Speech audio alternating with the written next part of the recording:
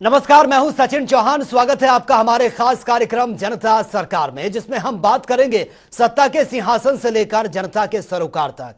साथ ही हम आपको बताएंगे प्रदेश सरकार की हर उस योजना के बारे में जिसका सीधा संबंध हरियाणा की जनता से है, जो योजनाएं प्रदेश के विकास को नई गति प्रदान करेंगी और हरियाणा की जनता का चहुमुखी विकास भी करेगी, ताकि प्रदेश की जनता तरक्की की राह पर आगे बढ़े और हरियाणा प्रदेश निरंतर उन्नति की नई ऊंचाइयों को छूता हुआ प्रगतिशील रहे। तो अगले 30 मिनट तक बने रहिए हमारे साथ और देखते रहिए जनता सरकार।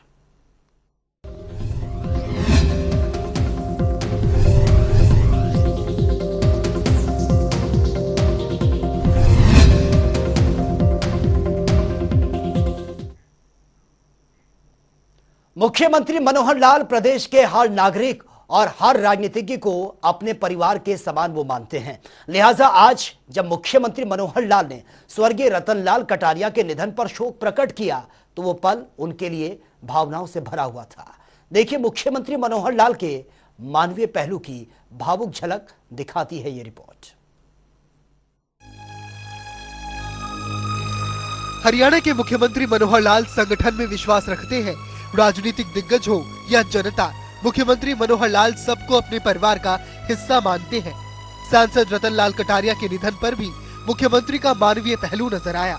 मुख्यमंत्री ने स्वर्गीय रतन लाल कटारिया के पंचकुला स्थित आवास पहुंचकर उन्हें भावभीनी श्रद्धांजलि दी और इस दुख की घड़ी में परिवारजनों को ढांढस बंधाया। मुख्यमंत्री मनोहर लाल कटारिया के पार्थिव शरीर को देखकर भावुक हो उठे। मुख्यमंत्री ने ट्वीट के जरिए भी अपनी भावनाएं व्यक्त की और स्वर्गीय रतन लाल कटारिया की याद में भावुक ट्वीट भी लिखा। सांसद श्री रतन लाल कटारिया जी के अंतिम संस्कार में केंद्रीय मंत्री डॉक्टर वीरेंद्र कुमार जी के साथ पहुंचकर उन्हें विनम्र श्रद्धांजलि अर्पित की। केंद्रीय मंत्री के माध्यम से भेजे गए शोक संदेश में प्रधानमंत्री नरेंद्र मोदी ने कहा कि श्री रतन लाल कटारिया को सार्वजनिक सेवा के लिए समृद्ध योगदान देने हेतु याद किया जाएगा। उनके परिवार और समर्थकों के प्रति संवेदनाएं हैं। कटारिया जी भाजपा परिवार के वरिष्ठ सदस्य थे। उनका निधन हरियाणा की राजनीति के लिए एक अपूरणीय क्षति है। ओम शांति। इसके अलावा मुख्यमंत्री मनोहर लाल ने श्रद्धांजलि देने के बाद कहा कि रतन लाल कटारिया के निधन से हरियाणा की राजनीति में काफी रिक्तता आई है। रतन लाल कटारिया ने हमेशा प्रदेश की जनता के लिए आवाज उठाई है। उनका निधन एक अपूरणीय क्षति है। हमारे अम्बाला लोकसभा क्षेत्र के माननीय सांसद श्री रतनलाल जी कटारिया वो हमको छोड़ करके चले गए हैं। इनके जाने से न केवल परिवार बल्कि पूरा हमारा राजनीतिक क्षेत्र हरियाणा प्रदेश राजनीति में एक बहुत बड़ा खलल पैदा हुआ है। बहुत ही एक हंसमुख वो व्यक्तित्व इस नाते से थे। पार्टी के प्रदेश अध्यक्ष भी रहे, हमेशा कार्यकर्ताओं का ध्यान रखते थे। मैंने तो स्वयं उनके साथ संगठन मंत्री के नाते से काम किया 3 वर्ष तक और अपनी बात को बड़ी बेबाकी से कहने में कभी संकोच नहीं करते थे। बड़े से बड़े प्लेटफॉर्म पर, चाहे वो लोकसभा हो और चाहे जो विधानसभा के सदस्य थे, उस नाते से हमेशा अपनी बात को बेबाकी से रखते थे और हमारे केंद्रीय नेतृत्व के भी बड़े चहेते एक प्रकार से वो सांसद थे।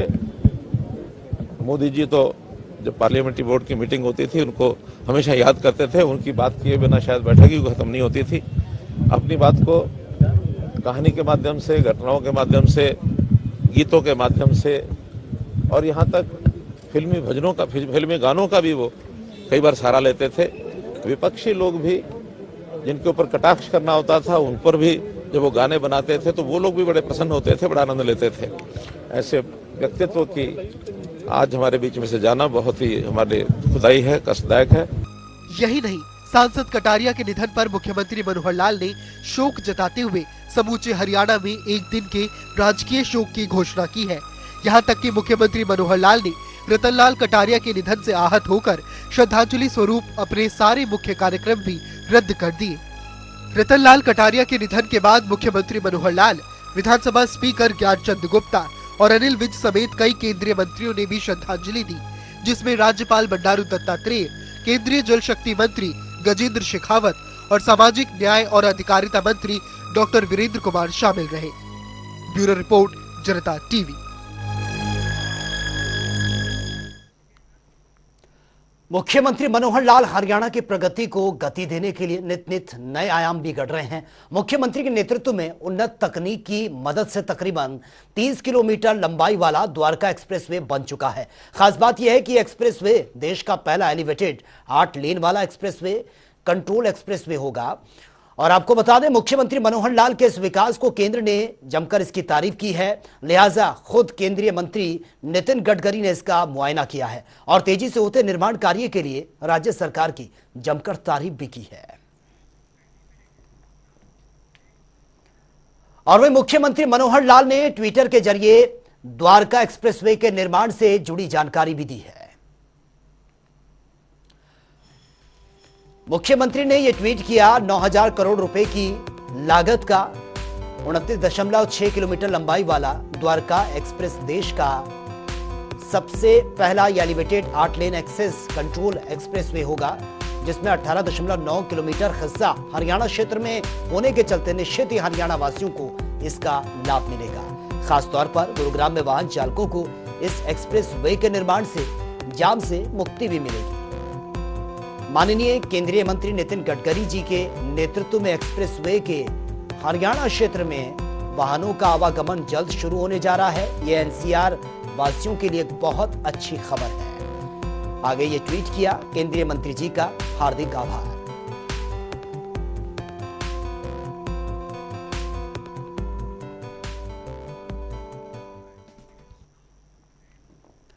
मुख्यमंत्री मनोहर लाल जनता से जुड़ना बखूबी जानते हैं और इसी कड़ी में मुख्यमंत्री की ओर से जनसंवाद कार्यक्रमों की शुरुआत ये की गई है, जिसमें अब महेंद्रगढ़ का नाम भी इसमें शामिल होने जा रहा है। इस रिपोर्ट में देखिए मुख्यमंत्री मनोहर लाल के जनसंवाद कार्यक्रमों की अप्रतिम ये झलक।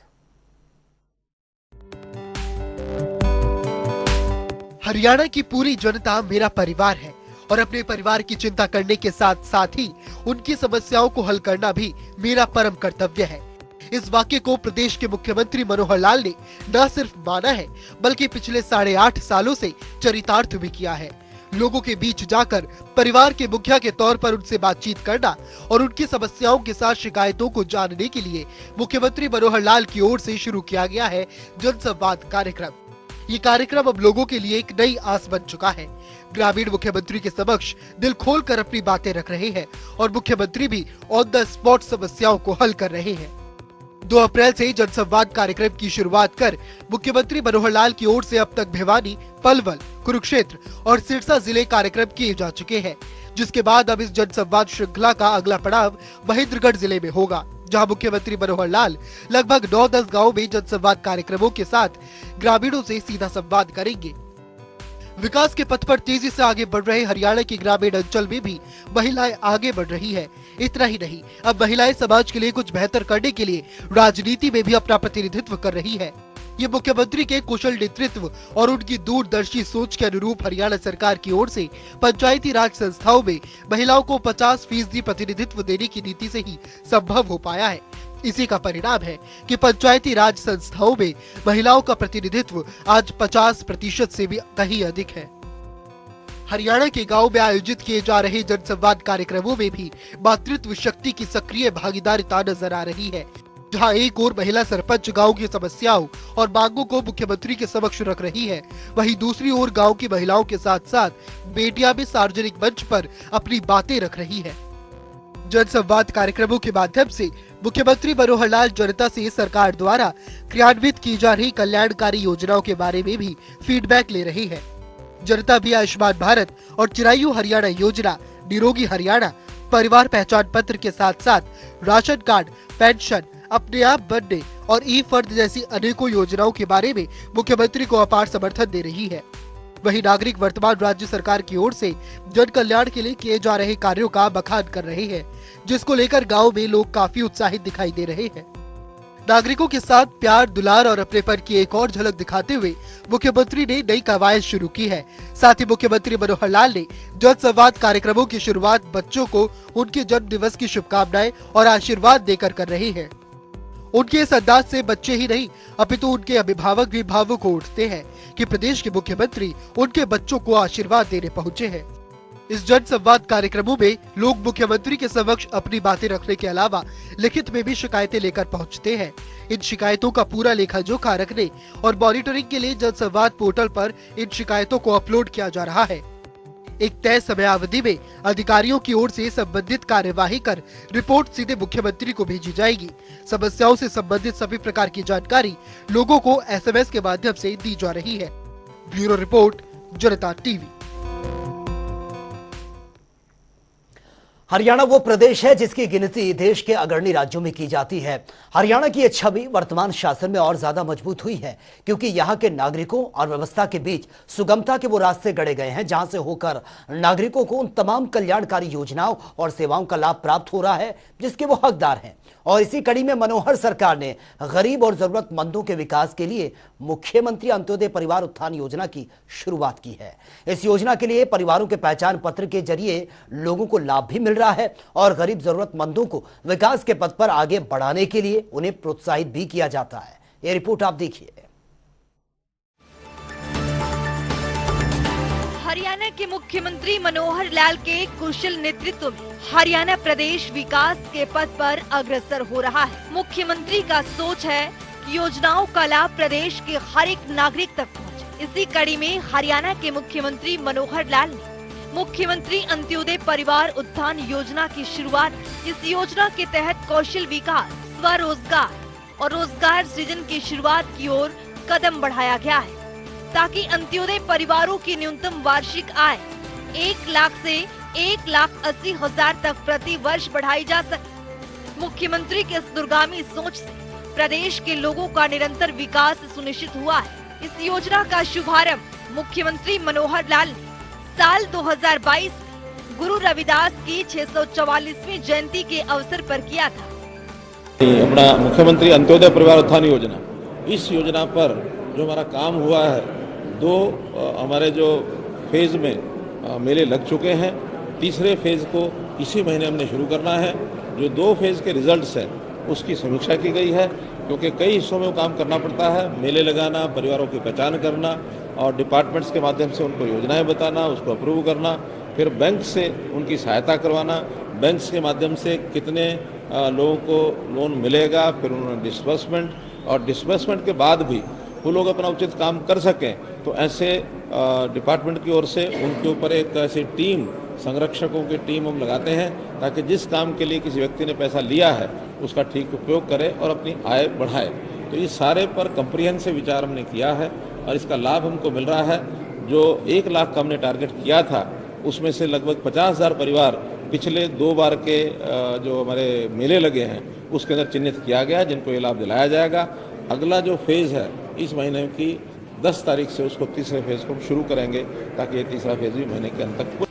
मुख्यमंत्री अंत्योदय परिवार उत्थान योजना हरियाणा के मुख्यमंत्री मनोहर लाल की ओर से राज्य के गरीब परिवारों की आय में वृद्धि करने के लिए शुरू किया गया है। ये एक ऐसी योजना है जिसके जरिए गरीब परिवारों के पहचान पत्र बनाए जाते हैं और गरीब जरूरतमंदों को विकास के पथ पर आगे बढ़ाने के लिए उन्हें प्रोत्साहित किया जाता है। यही नहीं, हरियाणा अंत्योदय परिवार उत्थान योजना के तहत कुछ परिवारों को चयन भी किया जाता है जिनकी आय को बढ़ाने के लिए सरकार की ओर से हर संभव प्रयास करने की पूरी रूपरेखा भी तैयार की जाती है, जिसके तहत इन सभी परिवारों को विभागीय योजनाओं के बारे में जानकारी प्रदान की जाती है और इसमें आवेदन करवाने के लिए भी एक ऐप का शुभारंभ किया गया है। तो चलिए अब ग्राफिक्स के जरिए समझते हैं। हरियाणा सरकार परिवार स्तर पर आर्थिक सहायता के लिए तत्पर। 1 लाख सालाना से कम आय वाले परिवारों के बनते हैं परिवार पहचान पत्र। परिवारों को गरीबी रेखा से ऊपर उठाने का किया जा रहा है प्रयास। पहचान पत्र बन जाने से सरकार के पास होगी लाभार्थियों की सूची। सरकार की ओर से सूची के जरिए लाभार्थियों के उत्थान का प्रयास जारी। सरकार की ओर से बेरोजगार नागरिकों को कौशल विकास प्रशिक्षण किए जाते हैं प्रदान। राज्य के लगभग 1 लाख परिवारों को योजना का मिल रहा है लाभ। 8,000 से 9,000 प्रतिमाह की आय वाले परिवारों के लिए किए जाते हैं ज्यादा प्रयास। शिरोमणि गुरु रविदास जी के 644वीं जयंती के अवसर पर योजना की शुरुआत। सीएम मनोहर लाल ने वीसी के जरिए की हरियाणा अंत्योदय परिवार उत्थान योजना की घोषणा। हरियाणा के नागरिकों को आत्मनिर्भर और सशक्त बनाना है योजनाओं का उद्देश्य। हरियाणा में योजना के लागू होने के बाद से बेरोजगारी दरों में गिरावट आई। राज्य के गरीब नागरिकों को योजना के तहत मिल रहे हैं रोजगार के अवसर। योजना के जरिए राज्य के गरीब परिवारों को दिया जा रहा है ज्यादा धन कमाने का लाभ। अंत्योदय परिवार उत्थान योजना के जरिए गरीब भी हो सकते हैं विकसित। हरियाणा अंत्योदय परिवार उत्थान योजना के पोर्टल के बारे में दी जा रही जागरूकता। योजना के जरिए कम आय वाले परिवारों की वित्तीय सहायता होती है प्राथमिकता। सरकार की ओर से हरियाणा राज्य में पैदा होते हैं रोजगार के नए अवसर। वार्षिक आय 1 लाख से कम वाले परिवारों को मिलती है आय में वृद्धि के अवसर। सरकार की ओर से स्वरोजगार के लिए ब्याज मुक्त ऋण देने की व्यवस्था। वहीं मुख्यमंत्री अंत्योदय परिवार उत्थान योजना के तहत प्रदेश के 1 लाख से ज्यादा गरीब परिवारों की आय बढ़ाने का लक्ष्य निर्धारित किया गया है, जिसमें से पहले 2 चरणों में आयोजित अंत्योदय मेलों में लगभग 50,000 से ज्यादा परिवारों को बैंकों के माध्यम से ऋण उपलब्ध करवाया गया है। तो चलिए अब ग्राफिक्स के जरिए समझते हैं। आवेदक हरियाणा का स्थायी निवासी होना चाहिए। उम्मीदवार की वार्षिक आय 1 लाख से अधिक नहीं होनी चाहिए। आवेदक गरीबी रेखा से नीचे जीवन यापन कर रहे हैं। तो चलिए ग्राफिक्स के जरिए समझते हैं कि आवेदक के लिए महत्वपूर्ण दस्तावेज क्या क्या हो सकता है। Aadhaar card, ration card, passport size photograph, स्थायी प्रमाण पत्र, मोबाइल नंबर, परिवार पहचान पत्र। वहीं इस योजना के तहत हरियाणा के सरकारी महकमों, बोर्ड निगमों और सरकारी संस्थाओं में फिर से अनुबंध आधार पर कर्मचारियों की भर्ती होगी। प्रदेश सरकार ने कच्चे कर्मचारियों की भर्ती पर पिछले साल 28 सितंबर से लगी रोक को हटा दिया है।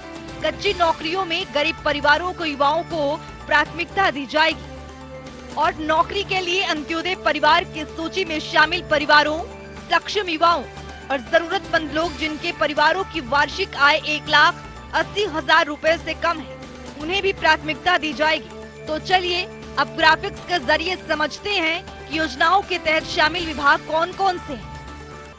Haryana red cross society, Haryana राज्य बाल भवन परिषद, महिला विकास निगम, पिछड़े वर्ग एवं आर्थिक रूप से कमजोर वर्ग कल्याण निगम हरियाणा, कौशल विकास मिशन, अनुसूचित जाति एवं वित्तीय विकास निगम, सूक्ष्म लघु एवं मध्यम उद्यम निदेशालय, शहरी स्थानीय निकाय विभाग, विकास एवं पंचायत विभाग, रोजगार विभाग, मत्स्य पालन विभाग, बागवानी विभाग, पशुपालन और डेयरी विभाग, ग्रामीण विकास विभाग, सूचना प्रौद्योगिकी मंत्रालय। वहीं हमारे देश में काफी ऐसे लोग हैं जो आर्थिक स्थिति कमजोर होने के कारण अपना जीवन अच्छे से यापन नहीं कर सकते और ऐसे में उन्हें काफी कठिनाइयों का भी सामना करना पड़ता है।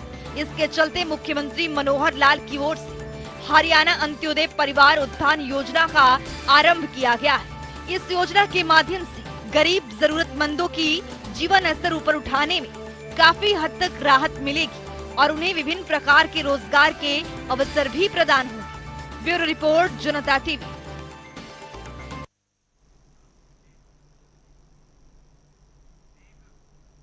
हरियाणा की मनोहर सरकार प्रदेश के किसानों के हित में कई कदम उठा रही है ताकि प्रदेश का किसान समृद्ध हो सके। इसी कड़ी में हरियाणा सरकार ने किसानों के लिए मेरा पानी मेरी विरासत योजना की शुरुआत की है, जिसमें से एक सूक्ष्म सिंचाई योजना है। इस योजना के अंतर्गत किसानों को हर खेत तक पानी पहुंचाना सरकार का मकसद है।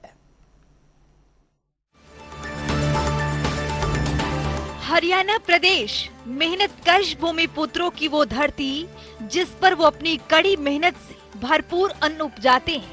कृषि प्रधान प्रदेश होने के नाते हरियाणा प्रदेश का अपना ही मान है, लेकिन इन बीते दशकों में प्रदेश के कृषकों को खेती बाड़ी के काम में कई तरह की समस्याएं भी झेलनी पड़ी। इसमें फसलों की सिंचाई सबसे ज्यादा परेशानी का कारण रहा। भौगोलिक दृष्टिकोण से हरियाणा प्रदेश में प्राकृतिक जल संसाधन के स्रोत सीमित है।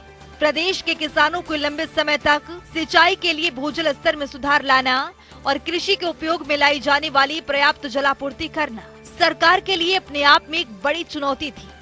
लेकिन जो बीड़ा मनोहर सरकार ने उठाया उसे पूरा किया जाना भी बेहद जरूरी था। लिहाजा सरकार ने इन वर्षों में कुछ ऐसे बड़े एक्सपेरिमेंट्स किए जो अब तक देश में किसी भी राज्य में नहीं आजमाए गए थे। हरियाणा सरकार ने मेरा पानी मेरी विरासत योजना के तहत सूक्ष्म सिंचाई परियोजना को धरातल पर उतारा ताकि प्रदेश के किसानों को किसी तरह की कोई दिक्कत न आए। खेती बाड़ी में नहरी या ट्यूबवेल के जरिए परंपरागत फ्लड इरिगेशन सिस्टम की तुलना में सूक्ष्म सिंचाई परियोजना किसानों के लिए वरदान साबित हो रही है। दरअसल फ्लड इरिगेशन सिस्टम से जहां एक और भूजल का अत्यधिक दोहन होता है, वहीं पानी की खपत भी अधिक रहती है। भविष्य में जल संसाधनों की आवश्यकता को देखते हुए सूक्ष्म सिंचाई परियोजना हरियाणा सरकार की दूरदर्शी सोच और सिंचाई प्रबंधन की एक बेहतरीन विधि साबित हो रही है। तो चलिए ग्राफिक्स के जरिए समझते हैं। सूक्ष्म सिंचाई प्रणाली में कम पानी से अधिक क्षेत्र की सिंचाई की जाती है।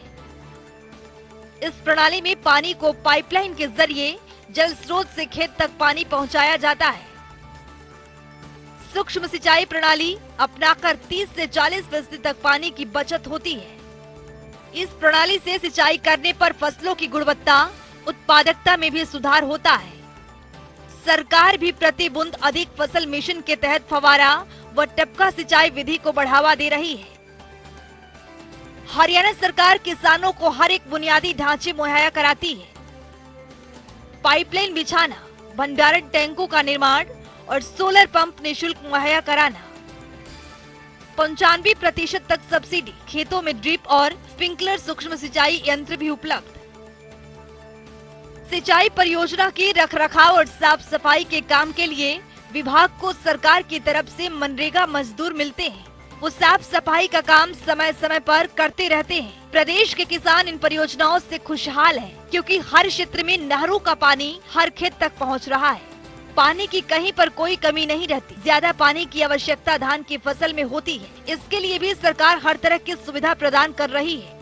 हरियाणा की मनोहर सरकार के इस दूरगामी सोच से प्रदेश के खेतों में नहर का पानी वक्त पर पहुंच जाता है। समय समय पर विभाग की ओर से साफ सफाई करवाई जाती है। कहीं पर कोई मेंटेनेंस का काम करना हो तो उसका भी काम विभाग के द्वारा समय समय पर किया जाता है। सरकार की सिंचाई परियोजना के व्यापक प्रचार प्रसार के लिए प्रदेश में किसानों को जागरूकता शिविरों का भी आयोजन किया गया, ताकि किसानों को उसकी महत्ता और इससे होने वाले फायदों के बारे में जागरूक किया जा सके। कृषि में सूक्ष्म सिंचाई परियोजना की विधि अपनाने वाले किसान इससे संतुष्ट हैं, क्योंकि इस विधि के जरिए जरूरत के मुताबिक पानी की सिंचाई के प्रयोग में लाना मुमकिन हो पाया है। जबकि पहले फ्लड इरिगेशन की विधि से बहुत सा पानी बर्बाद हो जाया करता था और इसी भूजल दोहन की वजह से जल स्तर में भारी गिरावट दर्ज की गई थी। हरियाणा सरकार के इस तरह के प्रयासों का ही नतीजा है कि आज कुशल जल प्रबंधन से सिंचाई के लिए पर्याप्त जल की बेहतर व्यवस्था हो पाई है। हरियाणा प्रदेश भौगोलिक दृष्टि से शुष्क और कम जल की उपलब्धता वाले प्रदेशों में गिना जाता है, जहां इन वर्षों में मनोहर सरकार ने भूजल दोहन को नियंत्रित कर जल स्तर बढ़ाने, वर्षा जल को बचाने, खेती में सिंचाई के पुराने परंपरागत तरीकों के स्थान पर सूक्ष्म सिंचाई प्रणाली को प्रचलित करने, किसानों को कम पानी वाली फसल बोने के लिए प्रेरित करने के साथ साथ नहरों के टेल तक पानी पहुंचाने और मानसून में नदियों के अतिरिक्त जल को भी प्रयोग में लाने जैसे अनेक सार्थक प्रयास किए हैं, जो हरियाणा सरकार की कुशल प्रबंधकीय व्यवस्था और उसकी सार्थक होती दूरगामी सोच को परिभाषित करती है। ब्यूरो रिपोर्ट, जनता टीवी। तो चलिए अब जान लेते हैं कि आज के सवाल का विजेता कौन है।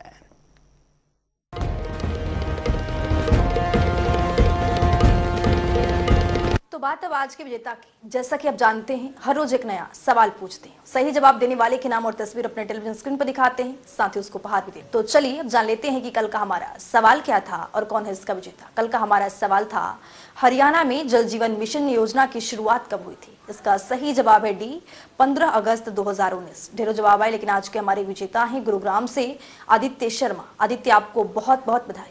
तो फिर पूछेंगे आज का सवाल, देखते रहिए जनता टीवी।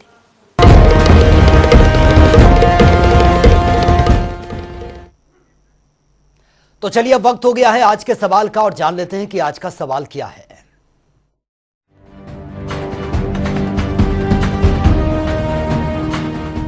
हर रोज की तरह हाजिर हूं आज का सवाल लेकर। जैसा कि आप जानते हैं, हर रोज एक नया सवाल पूछते हैं, सही जवाब देने वाले के नाम और तस्वीर अपने टेलीविजन स्क्रीन पर दिखाते हैं, साथ ही उसको उपहार भी देते हैं। तो चलिए नजर डालते हैं आज के सवाल। मुख्यमंत्री विवाह शगुन योजना के तहत हरियाणा सरकार बेटी के कन्यादान के लिए कितनी राशि देती है? ए 65,000 रुपए, बी 71,000 रुपए, सी 81,000 रुपए, डी 51,000 रुपए। तो दीजिए सही जवाब और बनिए विजेता।